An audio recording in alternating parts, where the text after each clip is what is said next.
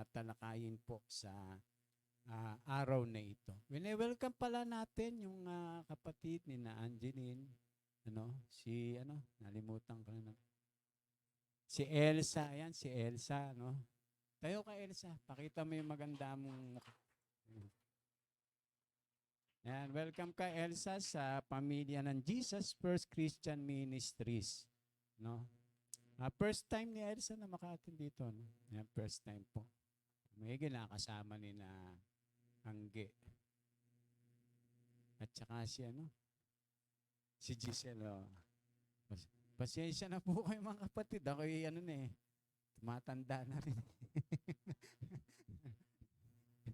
Kaya ako'y malilimutin. Ang hindi ko lang makakalimutan, alam niyo po, si Ate Sonyo. Wala po rito. Higit sa lahat ang ating Diyos. Yan ang wag nating kakalimutan. Ang ating Panginoon. Kalimutan na natin ang lahat. Wag lang ang ating Panginoon talaga sa buhay po natin. Opo, dahil siya po yung pinaka at higit na mahalaga sa atin pong buhay. So ngayon po ay dadako na po tayo sa atin pong tatalakayin. At ang ating pong tatalakayin ngayon ay ito pong pinamagatan natin na pagliligtas at katarungan.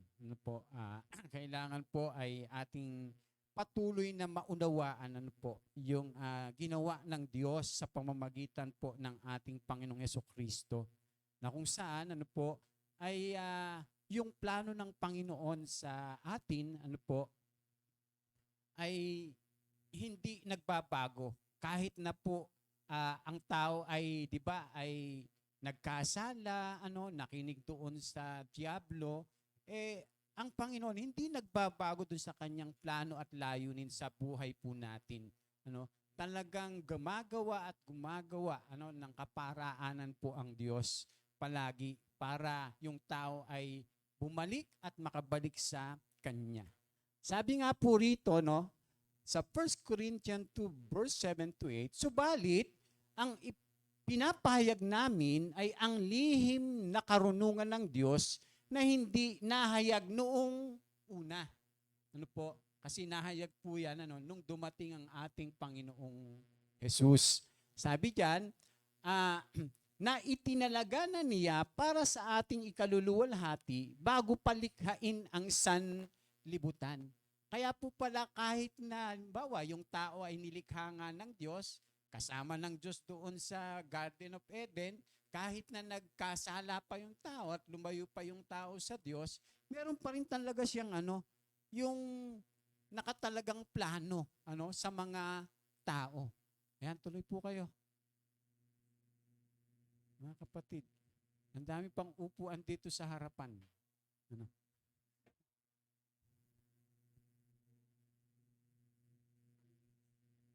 Ayan, dun. Para sa inyo talaga yan.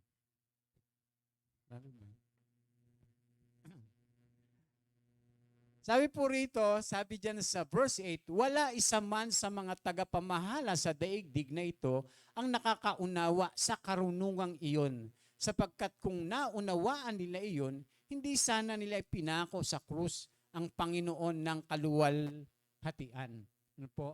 So, ang ating Diyos ay talagang may nakatalaga na, bagaman ang tao po nga, ay nawalay sa kanya, nagpakasama yung pong tao, at talagang namuhay sa kasalanan, ang Diyos may nakatalaga pa rin para dun sa taong iyon, lalong-lalo na, o para dun sa lahat ng tao, lalong-lalo na kung yung tao ay magbabalik sa ating Panginoong Hesukristo. Kaya ito po yung ating tatalakayin sa umagang ito.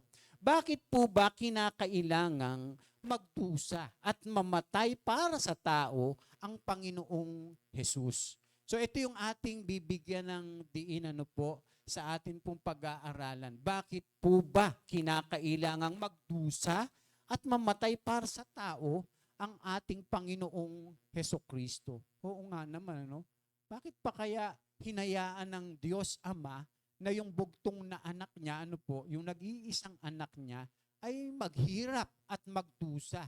Bakit kailangan pa siyang parusahan? Bakit pa siya kailangang mapako sa krus? Bakit kailangan pa niyang ihandog yung kanyang buhay? Bakit niya po ginawa yun? Yun po yung ating bibigyan ng pansin. Unang-una po, upang bayaran ang ating mga pagkakautang na kasalanan at ang bunga nitong kamatayan. Meron po ba tayong utang sa Diyos? Kasalanan. Meron tayong pagkakasala. Sapagkat tayo ay nagkasala. Yan po yung nangyari. So kaya merong utang ang tao sa Diyos. At ang matindi pa noon, yung bunga nitong kamatayan. Dahil hindi natin kayang bayaran yung kasalanan na yon, di ba, sa Diyos. Wala tayong kakayanan. Na mabayaran yon. Wala tayong kakayanan na iligtas o maligtas tayo doon sa kamatayan na yan. Ibig sabihin, yan yung kaparusahang walang hanggan. Wala tayong kakayanan. Kaya, ang ginawa ng Diyos, siya pa rin yung gumawa ng paraan. Para mabayaran yung ating pagkakautang. Para maligtas tayo diyan sa tinatawag na kamatayan o yung walang hanggang pagkahiwalay sa Diyos. Talagang ang Diyos, mahal na mahal ang tao, Yung tao lang minsan yung tao lang minsan ang ayaw magmahal sa Diyos. Kaya nga po tinuturuan tayo na mahalin natin ang Diyos. Pero ang Diyos, hindi nagbabago yung kanyang pagmamahal. Tandaan natin na ang Diyos po, bagaman siya ay mapagmahal, bagaman siya ay banal, bagaman siya ay mahabagin, bagaman siya ay maawain, ang Diyos po ay makatarungan. Kasi kalikasan at katangian na po ng Diyos iyon, mga kapatid. So kaya, ito po yung una upang bayaran ang ating mga pagkakautang na kasalanan at ang bunga nitong kamatayan. Biruin nyo, ang Panginoong Hesus mismo ang nagbayad para sa atin. Imbis na tayo yung parusahan, siya yung naparusahan. Imbis na tayo yung mamatay, siya yung namatay para sa atin. Biruin nyo, ganun katindi yung ginawa po ng ating Panginoong Hesukristo. Tapos, ang mabigat pa, yung mga tao ayaw tanggapin yung ginawa ng Panginoong Hesus. Ayaw tanggapin ang ating Panginoong Hesukristo. Ayaw manampalataya. Pero, binibigyan niya ng pagkakataon yung lahat. Sabi nga po dyan, nilikha ng Diyos ang daigdig upang dito siya manahan, kasama ang mga anak na makalangit. Totoo po. Nung nilikha ng Diyos ang daigdig, ang Diyos po ay naandun na sa daigdig. Hindi. Nung nilikha niya, kasama niya nga yung tao. Kasi yun po yung layunin niya. Nakasamahin yung tao sa walang hanggan. Sabi po dyan, kasama ng mga anak na makalangit, maging yung mga anghel, yun yung tinatawag na Elohim, at ang mga nilikhang makadaigdig, yung tao. Ito ang dahilan kung bakit nilikha ang unang tao at inatasang punuin ang daigdig. Alam niyo po, kung hindi nagkasala yung tao, mapupuno ng tao yung daigdig. Tapos yung tao, ano po ang kalagayan? Kung hindi nagkasala. Ha? Walang kamatayan, ano pa? Kasama ang Diyos. Tapos yung mga tao, tsaka yung Diyos, ay nag-i-enjoy na magkasama. Tapos yung tao nabubuhay ng mapayapa, ng masaya, nagmamahalan, kasi walang kasalanan. Dadami po yung tao. Kasi yung plano na talaga ng Diyos . Sabi dyan, tingnan kung bakit nilikha ang unang tao at inatasang punuin ng daigdig, sakupin ito at pamahalaanan. Kaya lang, iba na mahala . Imbis na yung tao . Di ba? Sino na mahala? Si Satanas . Di ba? Ganun po yung nangyayari ngayon. Kaya sabi po dyan, ah, bilang kanyang mga anak at sa ilalim ng kanyang paghahari. Yun po sana yung plano ng Panginoon. So ito po yung walang hanggang plano ng Diyos. Sa simula't simula pa, no? Di ba, no, nilikha ng Diyos yung daigdig, yung day 1. Ayan, no, nakalagay dyan. Day and night. Ginawa niya yung araw at gabi. Nilikha niya po yun. Ano yung susunod? Yung day 2, yung pangalawang araw. Waters above the heavens and waters below the oceans. Diba? Ginawa niya po yung mga tubig. Ano po? Sa ibabaw. May tubig ba sa ibabaw? Oh. Eh, kung walang tubig sa ibabaw, bakit? Hindi. Uulan. Tapos yung tubig sa, diba? Yung ocean. So ginawa niya po yun. Ano po? Kaya lang magtataka yung iba, paano kaya umuulan, ano? Parang gano'n, ano? Tapos pinaliwanag ng ano yun. Science yun, ano po? Tapos sa day 3, land and vegetation. Yung mga kalupaan. Diba? May mga iba't ibang uri ng lupa. Diba? Merong bundok, merong lambak, merong kapatagan. Ano? Tapos yung vegetation, yung mga halaman.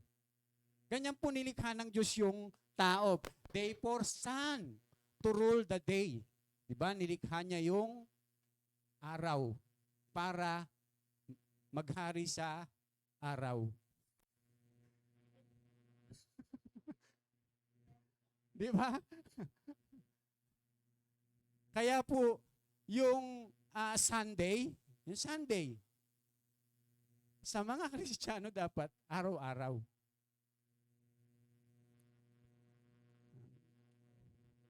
Kasi, yung pagsamba sa Diyos, hindi pag-araw lang ng linggo.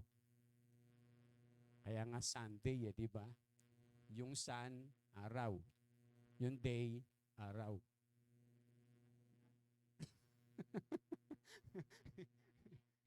Amen?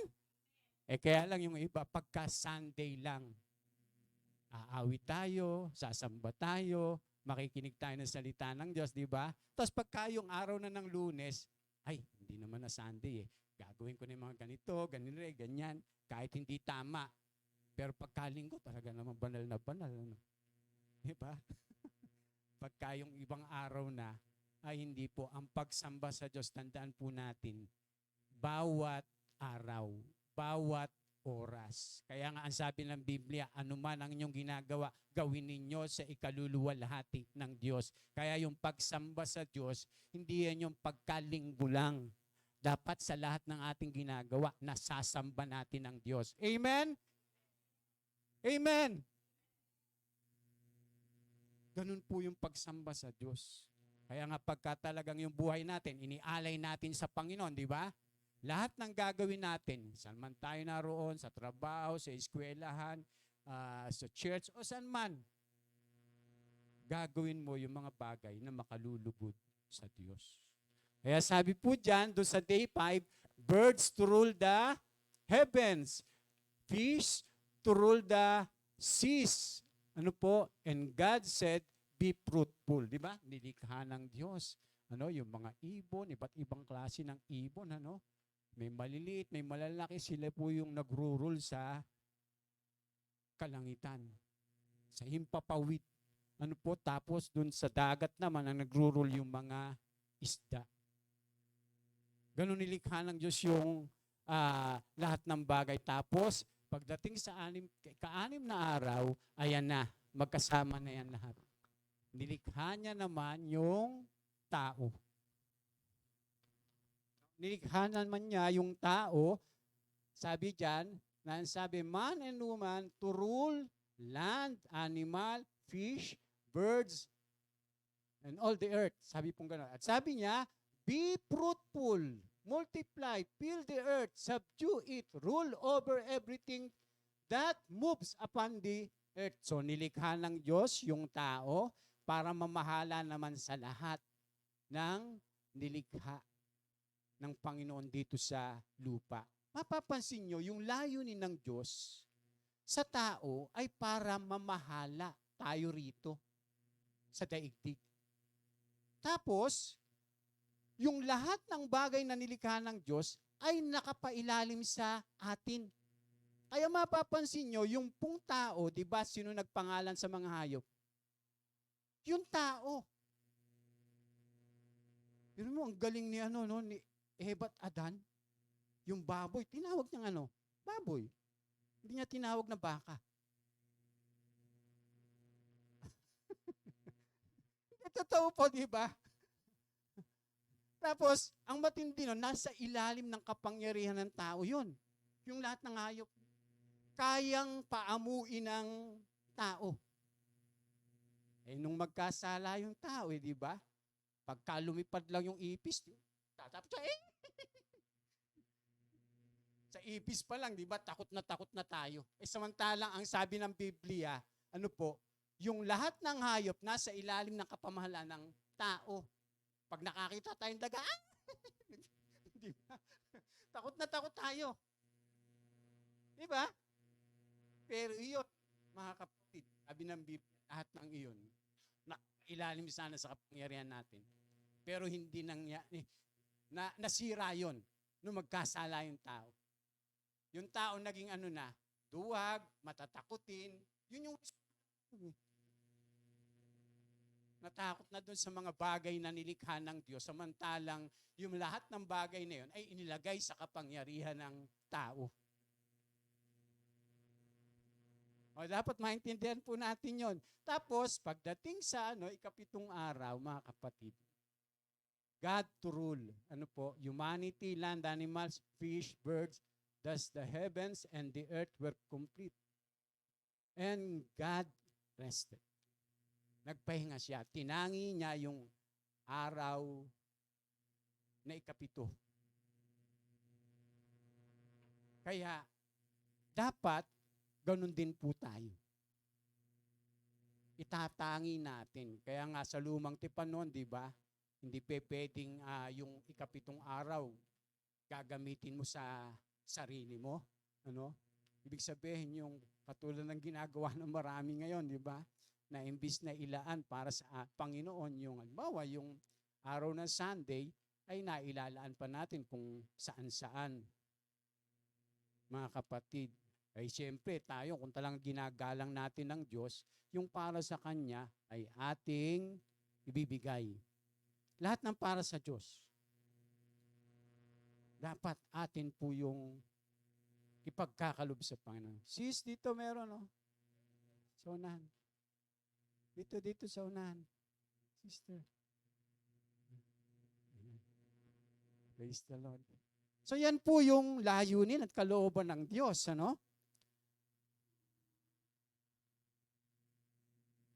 Ayan. So sabi po rito at pinatunayan niya ng salita ng Diyos.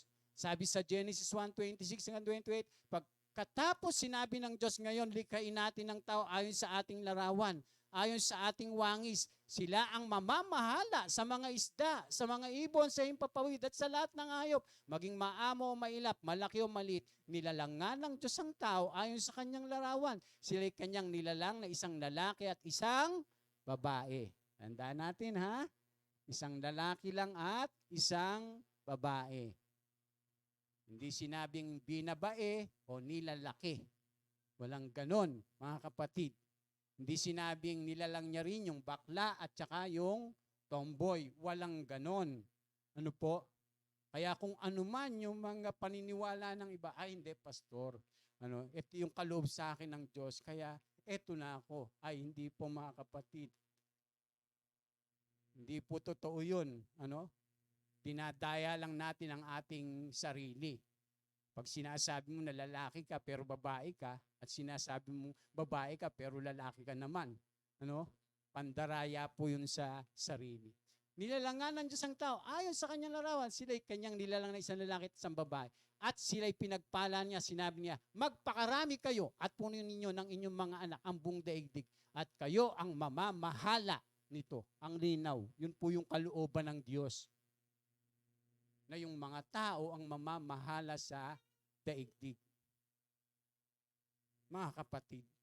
Kaya ang sabi pa niyan, binibigyan ko kayo ng kapangyarihan sa mga isda, sa tubig, sa mga ibon, sa himpapawid, at sa lahat ng mga hayop na nasa ibabaw ng lupa. Tiruin mo yun. Kaya siguro yung mga elepante, di ba? Yung malalaking elepante. Kahit sobrang lalaki nila, napapaamo po ng tao. At kung siguro merong dinosaur, ano? Kayang paamuin ng tao. Kasi bakit po? Kasi nasa ilalim ng kapangyarihan ng tao. At sinabi po yan sa Biblia doon sa James 3. Lahat ng hayop ay napapaamo ng tao. Kaya lang ang hirap paamuin yung dila. Malayo po tayo, no? So yan po yung katibayan kung ano yung layunin at plano ng Diyos. Banglinaw po niyan, inilagay ng Panginoong Yahweh ang tao sa halamanan ng Eden upang ito'y pagyamanin at pangalagaan. Sinabi niya sa tao, makakain mo ang alinmang bungang kahoy sa halamanan, maliban sa bunga ng punong kahoy na nagbibigay ng kaalaman tungkol sa mabuti at masama. Wag na wag mong kakainin ang bunga niyon sapagkat sa araw na kainin mo yun, mamamatay ka. Ayan, may babala na ang ating Panginoon, mga kapatid. So ano pong nangyari ngayon? Sumuway yung tao.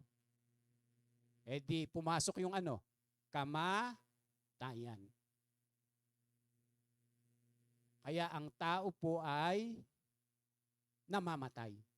Pero ang tao po ay hindi dapat namamatay. Kaya po nagkaroon ng tinatawag na physical na kamatayan, spiritual na kamatayan, at walang hanggang kamatayan. Ang ibig sabihin po nun ay pagkahiwalay sa Diyos.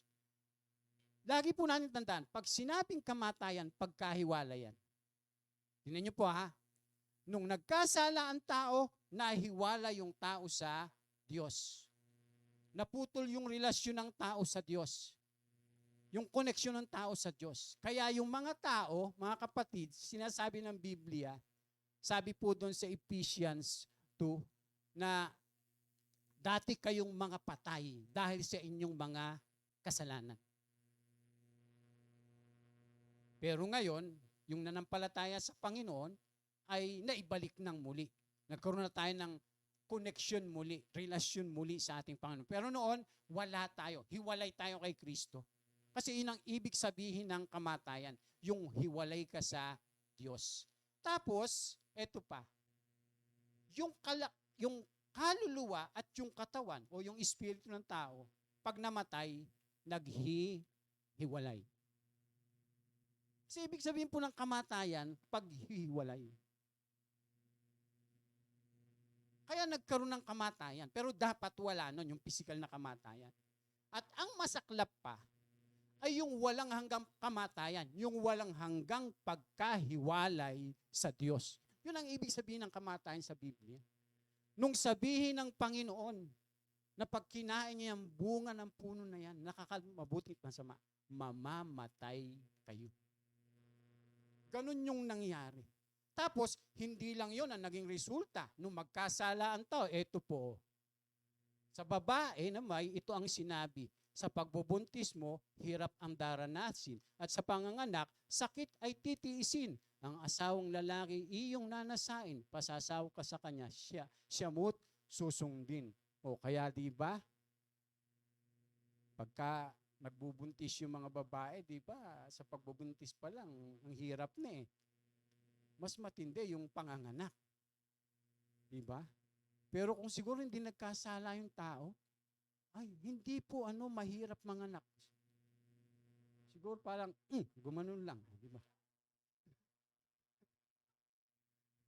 Di ba? Yung anak ko. Kukunin mo lang ganon. Di ba? Yung parang wala kang nararamdaman. Kaya lang na po nagkaroon ng ganyan nung magkasala nga yung tao. Yun yung naging resulta. Pero ngayon, di ba, nahihirapan yung yung mga nagbubuntis, lalo na pagka manganganak na. Minsan na ipapangako tuloy, hindi na ako manganganak. Si Santo na uli. Ano? So ano pa po yung naging resulta, mga kapatid, nung magkasala na yung tao? Dinahiwalay po yung tao. Tapos eto, nang ang tao ay sumuway at namatay. Ito naman sinabi ng Diyos kay Adan, dahil nakinig ka sa iyong asawa. Pinuhin mo yun? Hello? Ano? Nang iyong kainin ang pinagbabawal kong bunga.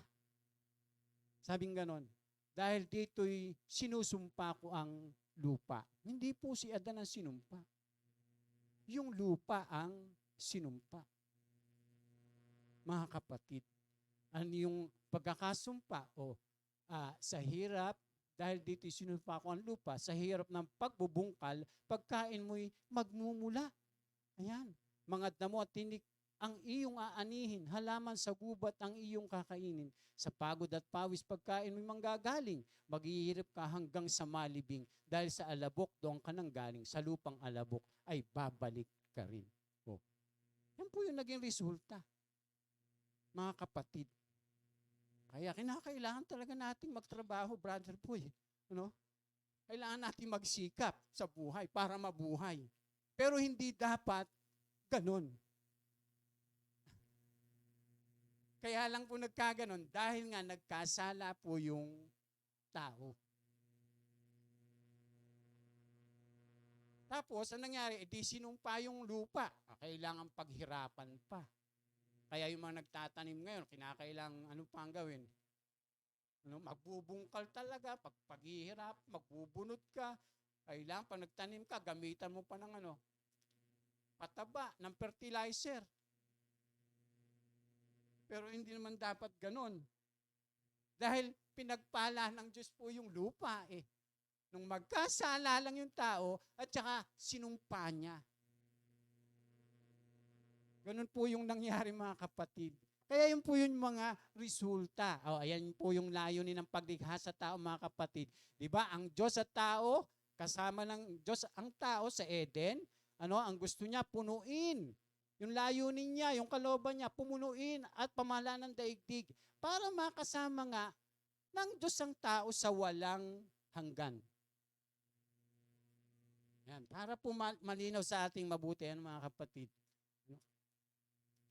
Ayan, ang Diyos nga po at tao ay magkasama dati. Kaya lang, eto nangyari. Bumagsak yung tao dahil napatukso sa dyablo.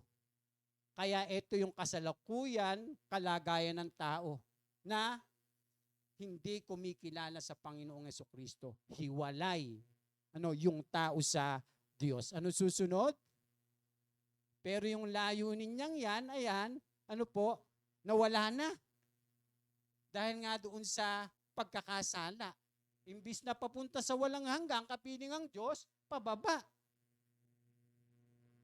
Pababa siya. Saan papunta? Ito, Ayan, ayan. Saan papunta yan, mga kapatid?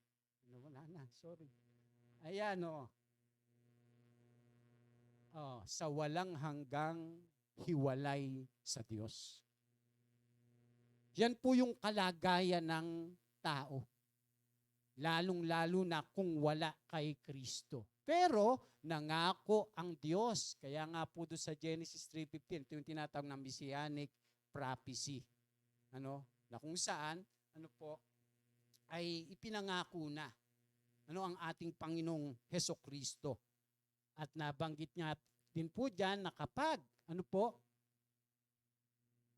dumating yung takdang panahon at dumating na nga yan, ang ating Panginoong Hesus na parito na at namatay na doon sa krus. Para sa tao, may ibabalik naman yung mga taong nawalay sa Diyos bilang mga anak, may ibabalik uli para maging anak muli ng Diyos sa pamamagitan ng ating Panginoong Hesukristo. Yan po yung larawan ng layunin ng Diyos at yung nangyari sa tao nung magkasala. Ito po yung kalagayan. Ayan, nagkahiwalay ang Diyos at tao. Pagkatapos sinabi ng Panginoong Yahweh, katulad na natin ngayon ng tao sapagkat alam na niya ang mabutit masama. Baka pumitas siya at kumain ng bungang kahoy na nagbibigay buhay at hindi na siya mamatay. Pansinin niyo po. Di ba dalawa po yung puno doon sa Garden of Eden? Dalawa po yun eh. Yung puno ng buhay at saka yung puno na nakapagbibigay ng kaalaman tungkol sa mabuti at masama. Di ba, ang kinain po ng tao ay yung puno na nakapagbibigay ng kaalaman tungkol sa mabuti at masama. Di pumasok yung kamatayan, namatay yung tao, at siguradong maihiwalay na sa Diyos. Pero sinabi po dito ng ating Panginoong Yahweh, ng Panginoong Diyos, pagkatapos sinabi ng Panginoong Yahweh, katulad na natin ang ngayon ang tao, sapagkat alam na niya ang mabuti at masama. Baka pumitas siya at kumain ng bungang kahoy na nagbibigay buhay, ay hindi na siya mamatay.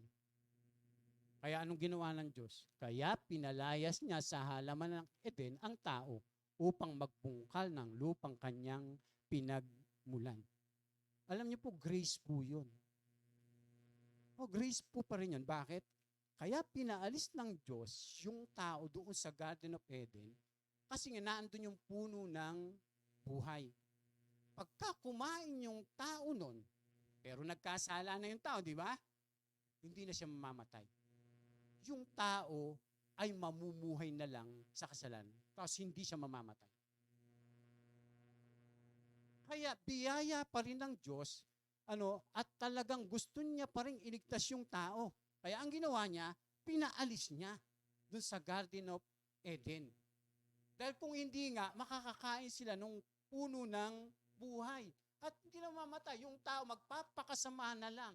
Gagawa na lang kasalanan ng tao. Gagawin na lang yung gusto nila. Dadami yung tao.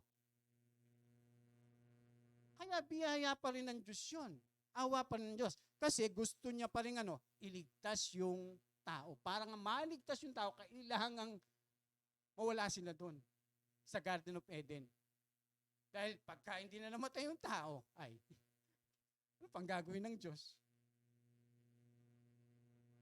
Kaya ganun po ginawa. Pinalayas nga siya ng Diyos. At sa dakong silangan ng halaman ng Eden, ay naglagay ang Diyos ng bantay na kerubin.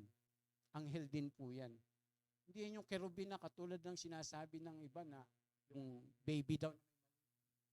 Hindi po ganun ang kerubin. Mga kapatid, akala nila yung kerubin, yung baby na walang ulo na parang manananggal na ganun. Ay, hindi po.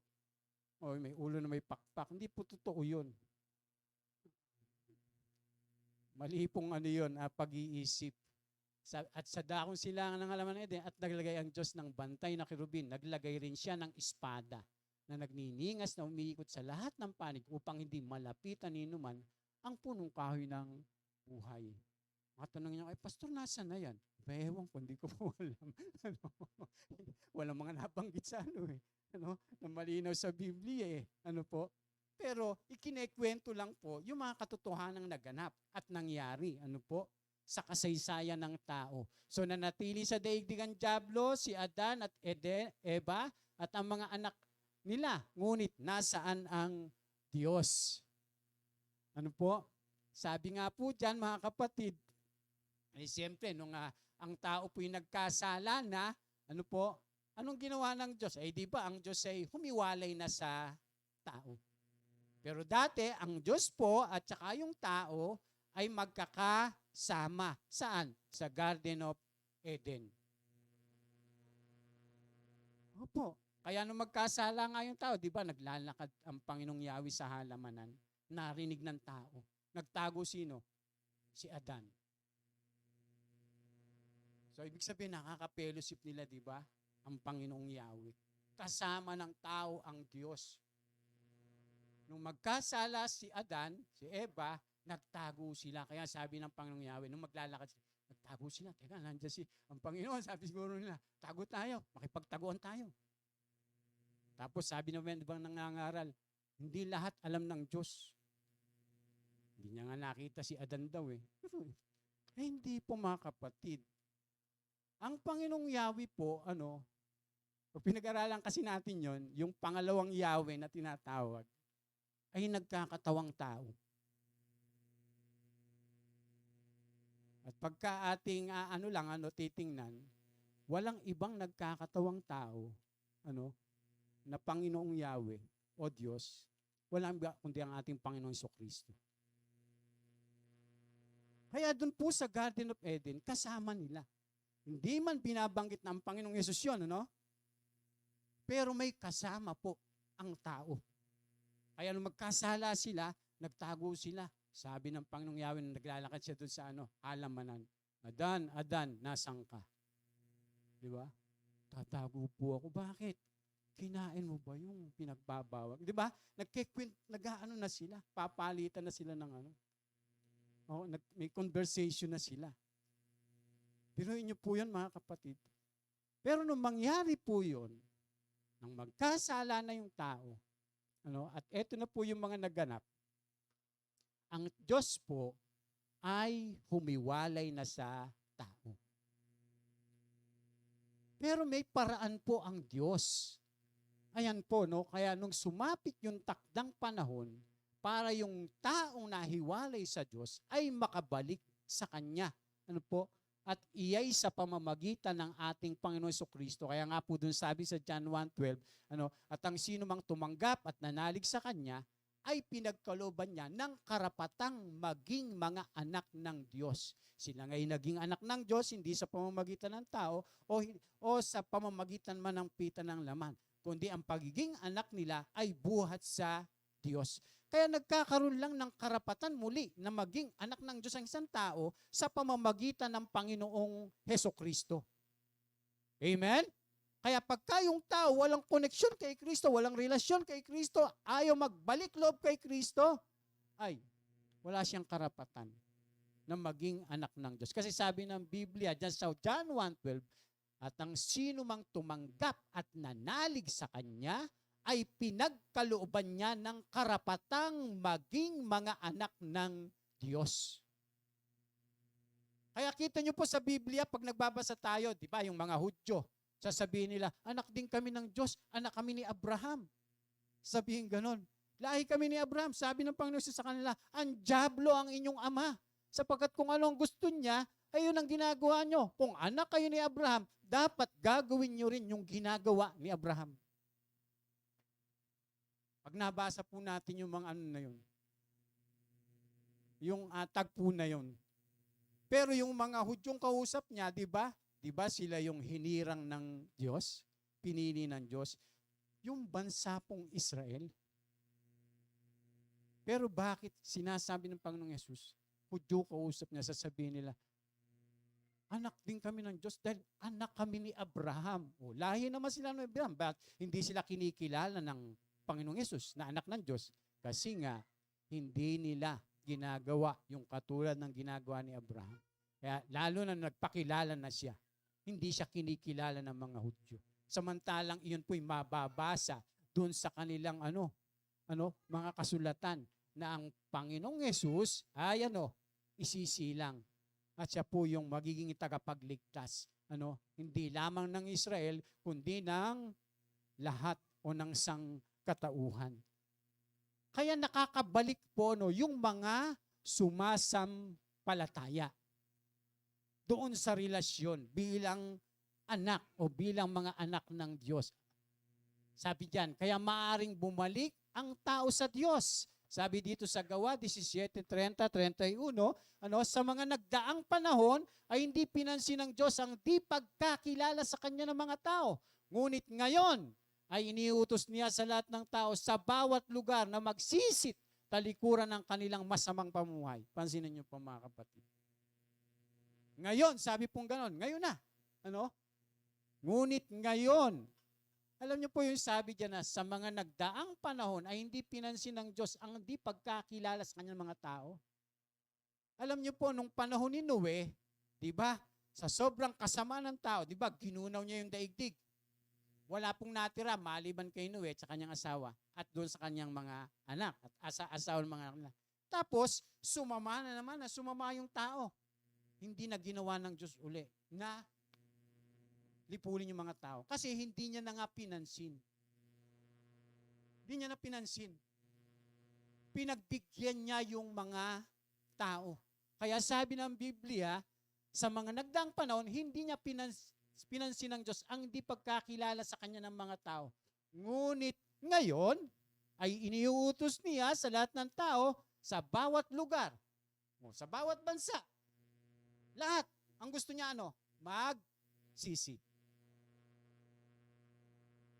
Hindi po yan katulad na sinasabi ng iba na, hindi, ang Diyos meron na kasing yung grupo na pinili, parang ganon.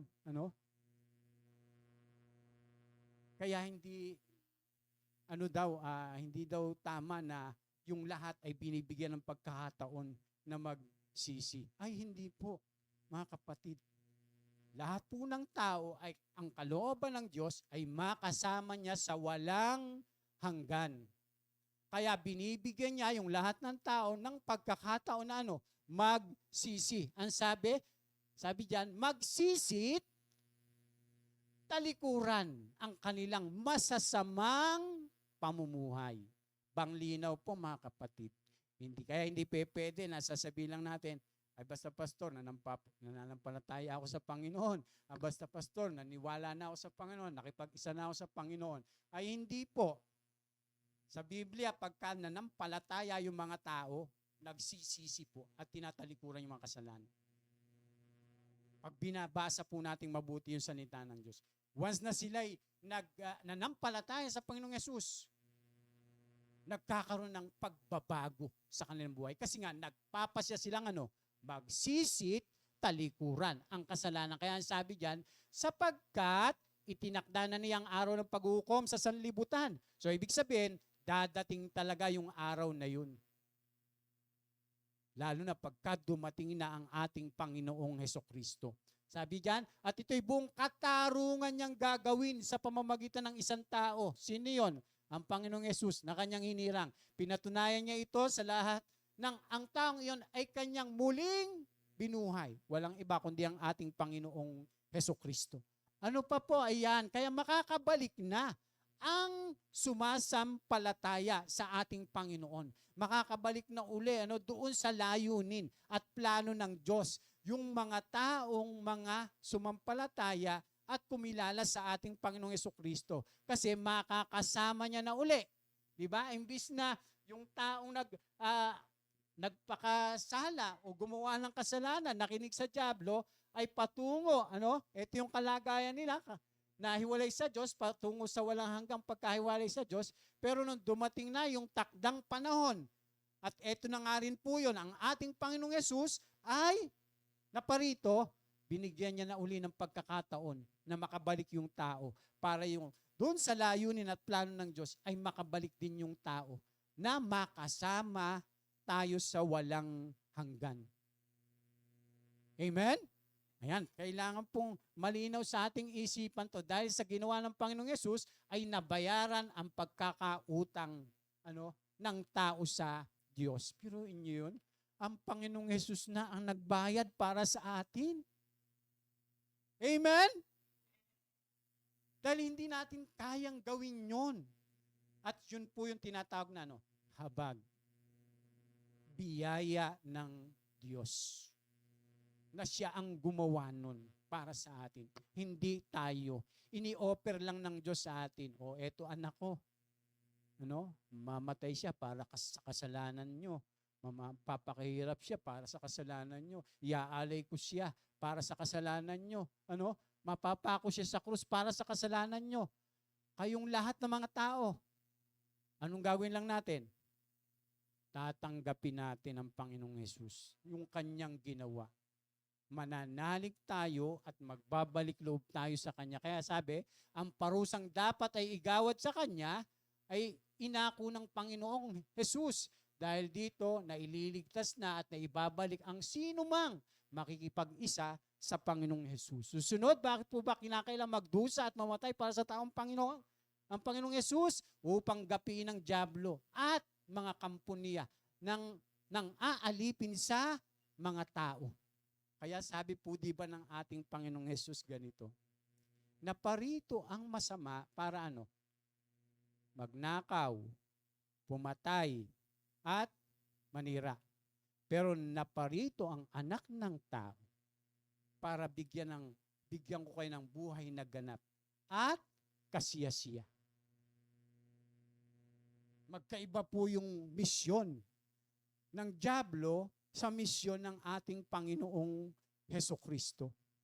Kaya ang sabi diyan, kung bakit namatay ang Panginoong Hesus? Upang gapiin ang dyablo at mga kampanya na nang alipin sa mga tao. Sa ginawang pagliligtas ng Diyos sa tao, nawala na rin ang anumang pag-aangkin ng dyablo at mga kampo nito. Hindi na nila maaring idahilan pa ang taong ayaw parusahan ng Diyos. Pawang panlilin lang na lamang at pambubulag ang maaring gawin ito upang mailayo ang tao sa Diyos at maantala ang kanilang tiyak na kaparusahan.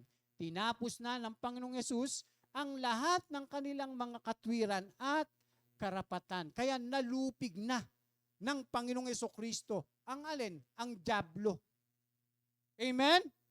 Kaya wala pong kapangyarihan sa totoo lang ang dyablo sa mga mananampalataya. Mapwera lang kung tayo nagpapadaya. Tingnan niyo po, sabi po ng Biblia. O basahin po natin na sabay-sabay. 1, 2, 3. Kayong dating patay dahil sa kasalanan, kayong mga hintil na hindi nasasakop ng kautusan, ay binuhay ng Diyos na kasama ni Kristo. Pinatawad niya ang ating mga kasalanan at pinawalang bisa ang lahat ng naisulat na alituntunin laban sa atin, pati ang mga pananagutang kaugnay nito.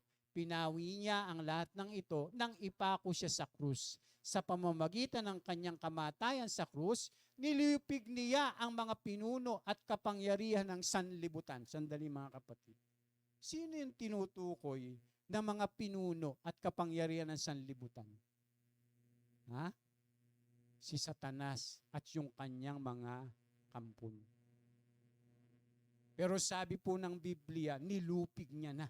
Sabi pong ganun. Sabi diyan, sa pamamagitan ng kanyang kamatayan sa krus, nilupig niya ang mga pinuno at kapangyarihan ng sanlibutan. Sabi pong ganun. Ang mga ito'y parang mga bihag na kanyang pinaparada sa madla bilang katunayan ng kanyang pagtatagumpay. Akala po kasi ng dyablo at nung kanyang mga kampo ng mga anghel, nung mamatay ang Panginoong Hesus, ay nagtagumpay sila. Hindi po.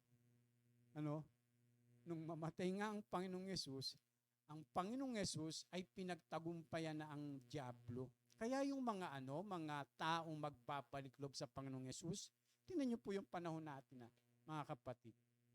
Kung bakit ang mga tao po ay talagang napakalalan, napakasama at patuloy sa paggawa ng kasalanan. Alam niyo po yun, alipin po iyon ng masama. At ang pwede lang magpalaya talaga doon ay kapag yung tao ay nanampalatayang tunay sa ating Panginoong Hesukristo. At kapag yung tao po ay sumunod doon sa mga turo at aral. Kaya po yung mga mananampalataya, mananagumpay yan . Amen? Higit pa tayo sa mananagumpay. Kaya sabi ng Biblia, sapagkat napagtatagumpayan ng mga anak ng Diyos sa sanlibutan at nagtatagumpay sila sa pamamagitan ng pananampalataya sa anak ng Diyos. Amen? Yes. Kaya mananagumpay tayo. Kaya wag tayong piling ape. Dapat pangawakin natin ang salita ng Panginoon. Anak ka na ng Diyos, anak tayo ng Diyos. Mananagumpay tayo, mga kapatid. Sinasabi po ng salita ng Panginoon, kaya po yung dyablo, yung mga kampo niya, ang sabi ng Biblia, ang mga ito'y para mga bihag na kanyang pinarada sa madla bilang katunayan ng kanyang pagtatagumpay. Kaya nga po yung mga anak ng Diyos, binigyan pa ng kapangyarihan magpalayas ng demonyo. Amen? Ang mahirap lang pagka nakikipagkaibigan pa tayo. Kaya kahit anong gawing palayas dyan, pagtatawa ng kanyan. Baka matulad tayo doon sa mga anak ni Eskeva, na ginagaya yung ginagawa ni Paul. Sa pangalan ni Jesus na pinapangaral ni Pablo, pinapalayas kita. Kaya sabi ng Diablo, kilala ko si Pablo. Kaya kilala ng Diablo, ng demonyo, yung mga anak ng Diyos na sumusunod sa Diyos. Takot sila dun. Pero ikaw sabing ganun. Inano siya nung pusis na binugbog siya eh. Kasi kilala ng Diablo, ng mga demonyo, yung may authority ng mga anak ng Diyos. Kilala nila. Kaya sinasabi na, kilala ko si Pablo. Kilala ko si Jesus. Pero ikaw, hindi kita nakikita. No? Kilala niya.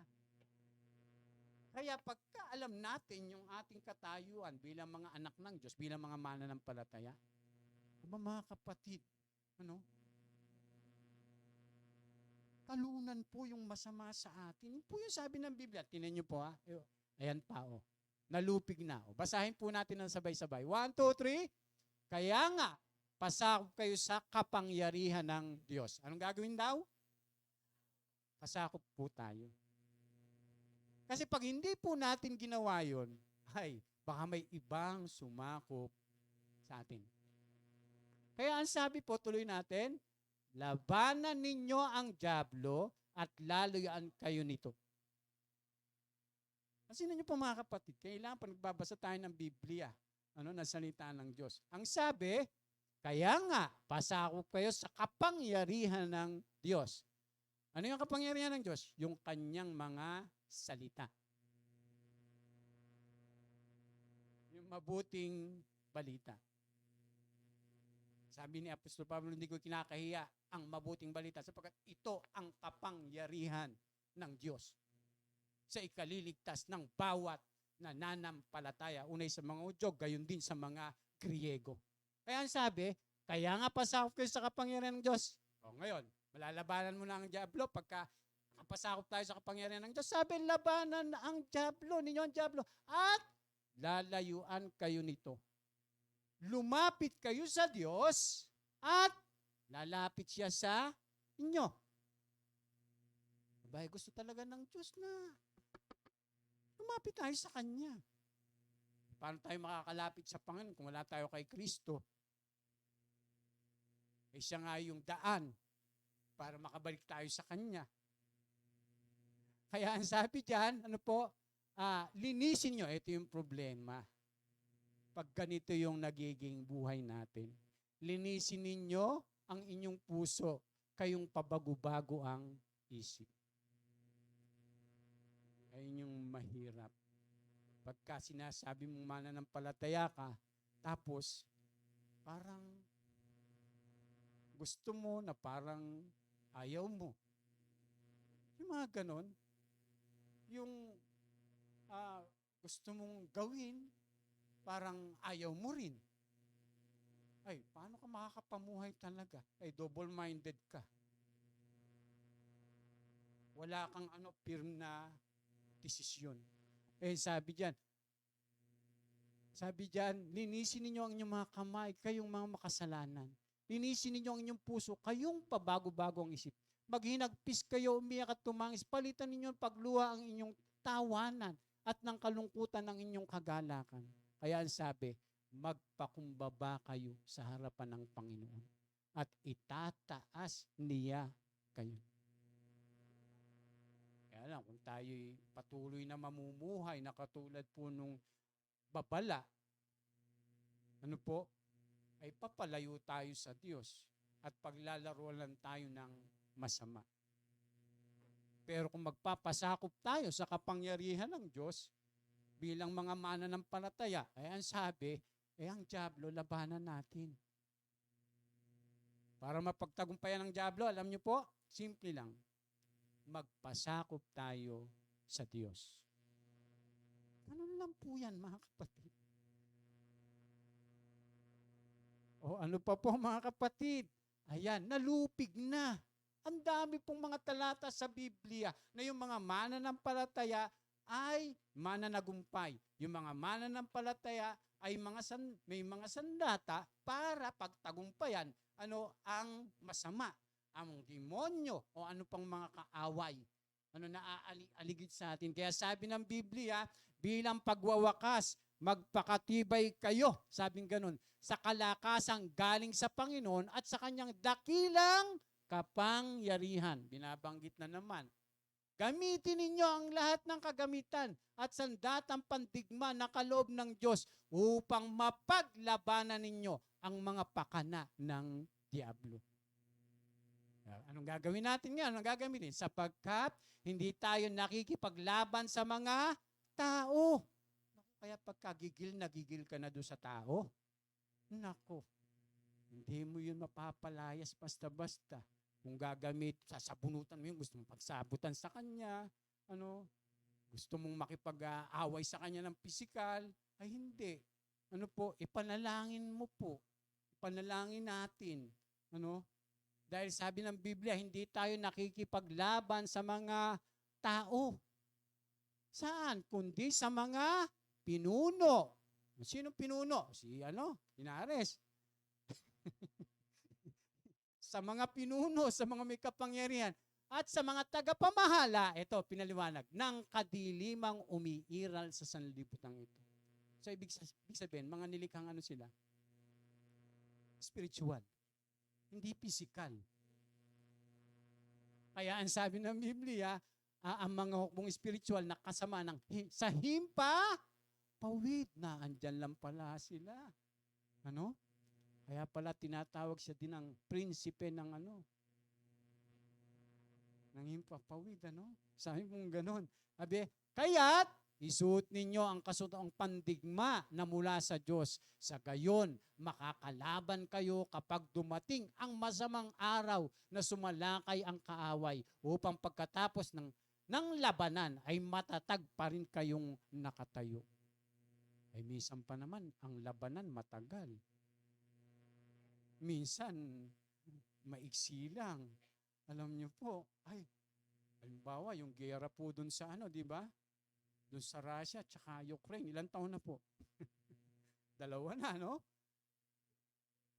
Hindi ganun kadali. Ganun din sa buhay spiritual.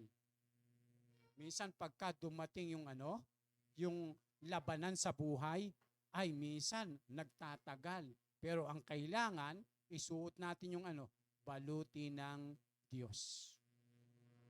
Gamitin natin yung pananampalataya. Diba? Gamitin natin yung alin? Yung tawag dyan?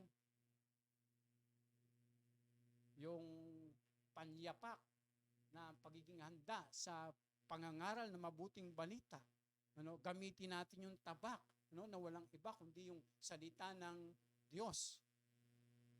Tapos gamitin natin, ilagay natin lagi yung helmet ng kaligtasan. Ligtas na po ba tayo? Parang yung iba nag-aaninlangan eh. Ligtas na po ba tayo?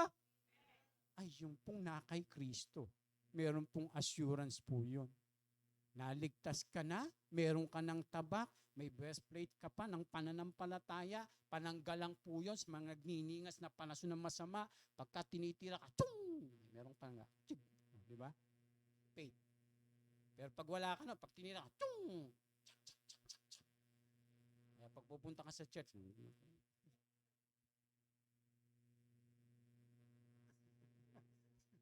puro tama. Wala na yung pananampalataya eh. Ay mahalaga po yun. Alam mo kung ligtas ka. Tapos, ginagamit mo yung pananampalataya bilang pananggalang. Yung pagiging handa mo, na maipahayag yung mabuting balita. At saka yung sinpiro ng katwiran. Belt of righteousness. Nasa atin ba yan? Naandyan ba yung salvation talaga? Naandyan ba talaga yung righteousness? Naandyan ba talaga yung pananampalataya? Naandyan ba talaga yung handa ka sa pagpapahayag na mabuting balita? Ay pag naririyan yan, sabi ng Biblia, gamitin mo yan bilang sandata na pananggalang. Pagka dumating po, yung tinatawag na pakikibaka na spiritual. Pero pag nawawala yan, naku, ang dali-dali. Minsan, imbis na mananagumpay yung mananampalataya, mukhang talunan. Kaya pag pupunta sa church, di mawala, nasa kaya yung pinto ng simbahan? Hinahanap natin. Ano? Di mawala kung magsisimba pa or ano pa? Ano? Mga kapatid, ano pa po? Ayan, malapit na po tayo. May naintindihan po ba tayo, mga kapatid? Ayan, sana marami po, no? Sino ang nananatiling nalilinlang? Sabi ng Biblia, kung may tabing pa ang magandang balitang pinapayag namin, ito'y natatabingan lamang para sa mga napapahamak. Hindi sila sumasampalataya sapagkat ang kanilang isip ay binulag ng Diyos ng kasamaan sa daigdig na ito o ng kasamaan ng daigdig na ito upang hindi nila makita ang liwanag na magandang balita tungkol sa kaluwalhatian ni Kristo na siyang larawan ng Diyos. Kita nyo? Yung yung mga nabulag na, yung kanilang isip, yung kanilang puso, yung mga nabubulagan ng dyablo ay dahil ayaw nilang sumampalataya sa Panginoon. Ayaw nilang kumilala sa Panginoong Jesucristo. Ayaw nilang magbalik, magsisi, at sumunod sa ating Panginoong Yesus.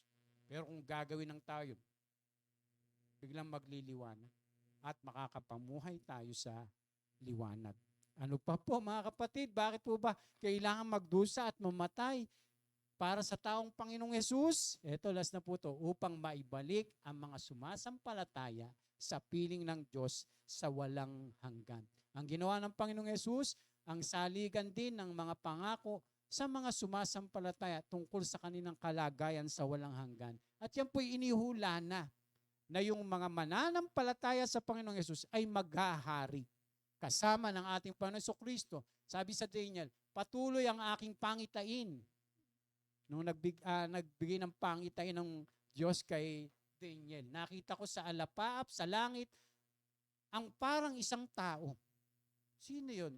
Ang Panginoong Yesus. Kasi talagang pag bumalik siya, katulad natin. Ang Panginoong Jesucristo. Kaya nakikita na siya sa pangitain na parang isang tao, lumapit siya sa nabubuhay magpakailaman, binigyan siya ng kapamahalaan, ng karangalan, ng kaharian upang paglingkuran siya ng lahat ng tao. Sa bawat bansa at wika, ang pamamahala niya ay hindi magwawakas at ang kanyang kaharian ay hindi mawawasak. So hindi pa nangyayari ito. Mangyayari pa lang ito, mga kapatid, na mamamahala ang ating Panginoon Jesucristo. At sino yung kasama? Ito po, Sabi diyan, ang kaharian at ang karangalan ng mga kaharian sa buong daigdig ay ibibigay sa mga hinirang ng kataas-taasang Diyos.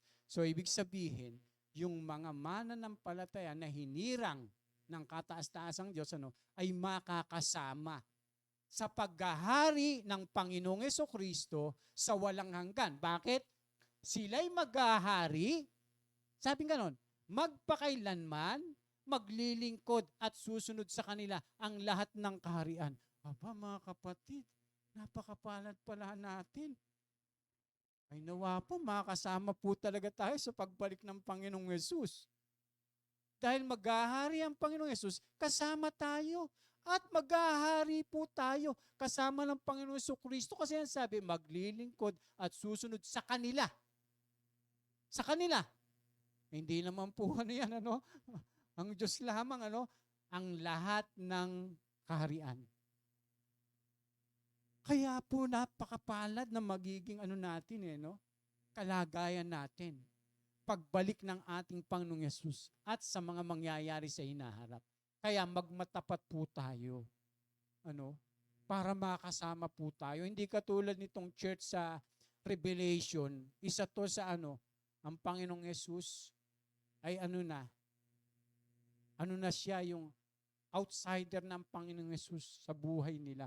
Kaya pag binasa po natin yan, nakatayo ako at kumakatok sa pintuan. Kung di rin gininuman ang aking tinig at bubuksan ang pinto, papasok ako sa kanyang tahanan at kakain kaming magkasalo. Di ba? Pero alam niyo po ang tinutukoy dyan, mga kapatid. Di ba, ginagamit natin minsan yung pang yung parang pang evangelize. Pero ang tinutukoy talaga dyan, yung mga mananampalataya rito, si Lord na itsapwera na nila sa buhay nila. Kaya ang Panginoong Jesus, sinasabi niya, kumakatok ako muli. Ako'y pagbuksan niyo muli at hayaan niyong makapasok muli. Kaya sabi diyan, ang magtatagumpay ay uupong katabi ko sa aking trono. Tulad ko na nagtagumpay at nakaupo ngayon katabi ng aking Ama sa kanyang trono. So yung mga magtatagumpay lang saan? Sa pananampalataya.